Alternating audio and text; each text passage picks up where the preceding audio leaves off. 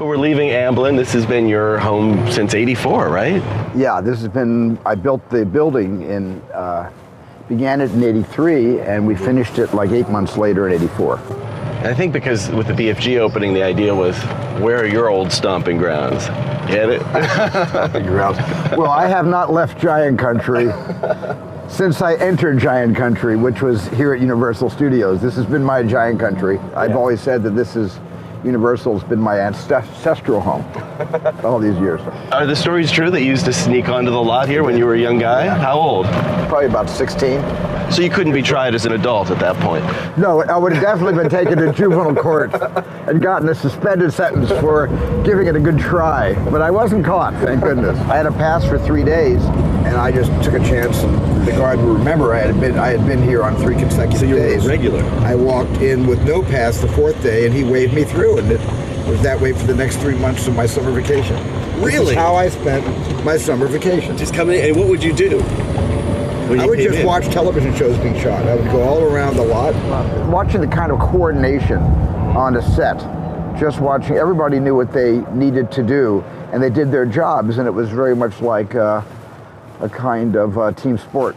Did you see any filmmakers that you admired? Hitchcock, but I got thrown off that set very quickly. I was on the Torn Curtain set for about 10 minutes before someone came and told me to leave. Did you get to see him? I got to see Hitchcock and Julie Andrews, but I was on the Phantom of the Opera stage. They were far away, and I had just come through an entrance. I was at the back of the theater. There were 500 extras in the seats. That's when an AD or a second, maybe even a third AD, got kicked off by a third AD. So they said, show me your papers? Or just said, why are you here? And I said, I'm just here to watch. And they said, well, no, this is a closed set, and that was the end of it. This is Courthouse Square. This is where we shot Back to the Future, and that was the clock tower. There's the time already set on the clock tower. But this existed before Back to the Future, right? It was. Yeah, this was always here. We just used what was available to us. But that gas station we put in for Back to the Future too. Was it used for a lot, like just random TV shows and movie sets? Anything? Oh, this has been used for everything. This has been used for television series, movies. Before Back to the Future, did it have a most famous use? It was used, I think, To Kill a Mockingbird shot a little bit here. There were a lot of television shows that shot here, but this is most known for Back to the Future now. At least that's what the Trams say. The tour guides tell everybody this is most known for Back to the Future. We like that. You gotta watch out. There's so many tours here now. Yeah. It used to be just I could just slip up and down these streets, but I know how to get there because I go up Steven Spielberg Drive. That's good. Right, yeah, here. You know that one. I know how to get up there. I love being bifurcated with Jimmy Stewart. That's a great honor, actually. Having the corner of Stewart and Spielberg. I love that. That's one of the greatest honors of my life, is being able to share a street sign with Jimmy Stewart. So this just goes up, and these were all. Remember how many westerns they made in the 50s and 60s? So these were probably the most utilized backlot in history was back here, and they were just western streets as far as the eye could see. Even more in the old days that were taken down for other sets. So it goes from western to kind of Spanish. Sort of Mexican style architecture. If you were this doing is south of the border exactly. Kind of thing. And then this is Jaws. I'll tell you, the Orca used to be right there. I tell you that story? No. In one of our many interviews? No. The Orca was here. The Orca right here. Orca? The original Orca was here. And I used to come out for about a couple of years after I made the movie to get over my PTSD. I would work through my own trauma, because it was traumatic. From making that film?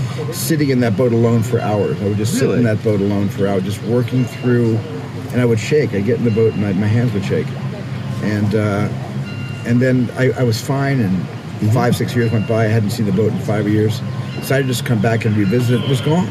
Somebody, unbeknownst to me or Sid Sheinberg, who ran the studio, had torn it up and just thrown it away, thrown the entire boat away.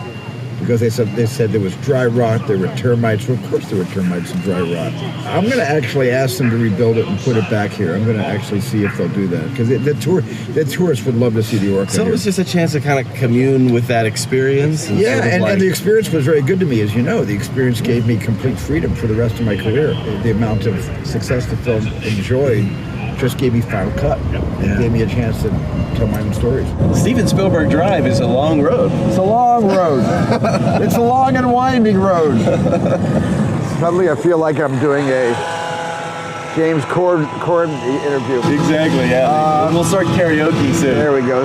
So you know what this is? This is How the Grinch Stole This is Ronnie Howard's movie, How the Grinch Stole Christmas, which is very, very, it's nice they kept this up. Yeah. And then right around the corner is the infamous Bates Motel. There it is. And it hasn't changed very much, same color. They haven't even repainted this place. I think they've replaced some light bulbs, but Wow. this was just an amazing piece of art direction.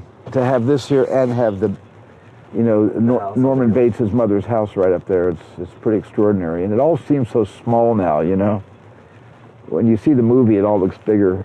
Yeah, just the funny thing about movies, they make everything look bigger. Well, that's a little bit of foreshortening, right? Or Actors look bigger, they make directors seem bigger, but we're not.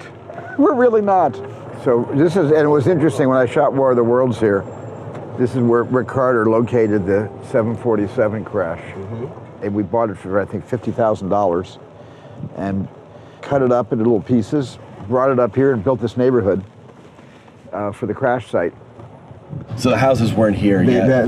We added these houses. This was part of the Rick Carter's production design, to have this entire plane crash right in the middle of the neighborhood. Wow. And then shear the house that they were hiding in half, as you remember from the film. So all of these, it's just kind of scary to come up here. It's just, when you see the movie, you'll notice there's not a single body in the scene. Yeah. There's no bodies in the airplane, and no bodies on the ground. That was an illusion that seeing the empty seats I thought was more powerful than having a bunch of dummies or extras. Right. Not to be confused, by the way, but mannequins strapped into the seats. It was a lot more horrible, I thought, just to have the whole thing empty. And then this is where Lost World was. This is the Lost World set. Oh, no way. This was the second visitor center up here, right around the corner. So that invokes some memories, actually. Yeah? Like what kind? That's how bloody hard all these movies are to shoot. Brings back like stress I've never memories? had a cakewalk. I have never made a movie that could be, subtitled The Cakewalk. Some of my films might seem like cakewalks, but they're not at all. I like coming onto each movie, with my experience not being what is going to keep me out of trouble. Yeah. That's how you mix it up, how you can stay fresh, right? Yeah. I think you told me before, Spielberg's nerves are a good thing. It's good. Filming, right? Nerves are good. They're good. The announcement Indiana Jones 5 is coming up. Well, You've heard about that, right? Yeah, somebody told me I'm scheduled to make one of those again someday, but that's not for a couple of years. And Ready Player One in between that? And Ready Player One is what I'm going off next month to do. When you were prowling around the studio as a 16-year-old, were there things you learned that became valuable, or was it more just inspiration? I basically took a master course in film editing because it was a lot harder to stay on a set for an extended period of time without me being questioned, what am I doing here? Right. But the editors embraced me, and all of them did. I probably learned more in editorial sneaking around here than I did on any soundstage. How did you introduce yourself then? Like you just come in? I told the truth. I told the truth. I told all the editors I was unofficially here to learn how to be a director. And nobody blew a whistle on me, and they liked having me around, and they played a couple of jokes on me. Like the day they asked me to go down to an editing room and take a film bin, a 16mm film bin out of that editing room and bring it to the main lobby. And I did it because it was suddenly somebody's asked me to do something. Good job. Great thing, I got a job. Great, so I ran into the room and there was some guy half naked, behind the moviola. He had no, I don't know if he was dressed from below the waist, he just was totally stark naked from the waist up, and he was cutting on this thing.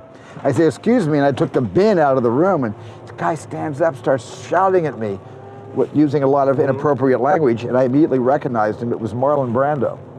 I ran out of the room without the bin, and the editors were suppressing their laughter because they didn't want to be heard by Brando, but they were on the floor, they were rolling on desks, they were laughing so hard. What was going on? Brando apparently was cutting a documentary on Tahiti, Oh, and they had lent him a room, and they played this, they kind of I guess, punked me. So he was Early in there. punking So days. he was in there going tribal, and they just sent this kid in tribal. to disturb him. When he stood up, I think he was wearing bathing trunks, but that was the only time I ever saw Brando in the flesh. You get to see a lot of him. Okay. Thanks, Stephen. Thank you. This is really fun.